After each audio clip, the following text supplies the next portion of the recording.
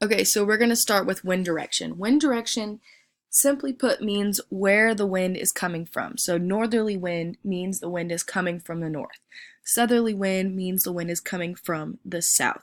Not to be confused with where the wind is heading, meaning a northerly wind can be heading towards the south, but it's not to be called a southerly wind because it's moving south. It's based off of where the wind is originating from. So the Coriolis effect is when an object is moving in a straight line, but it appears to be moving at a curve. And it appears to be moving in this curve because of the way that the Earth is tilted on the axis.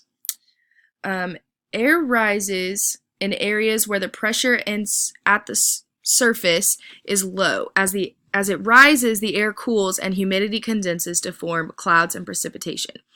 As the air descends, it cools. Differences in air pressure cause the air to circulate, causing wind.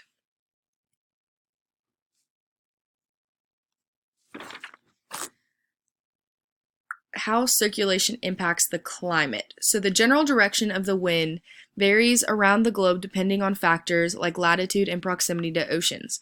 Directions of the wind at various levels determine the local climate.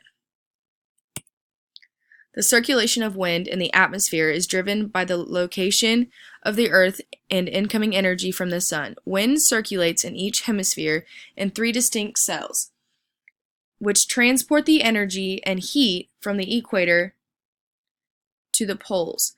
The winds are driven by the energy from the sun at the surface. As warm air rises, it cools and sinks. So colder air sinks and the warmer air rises.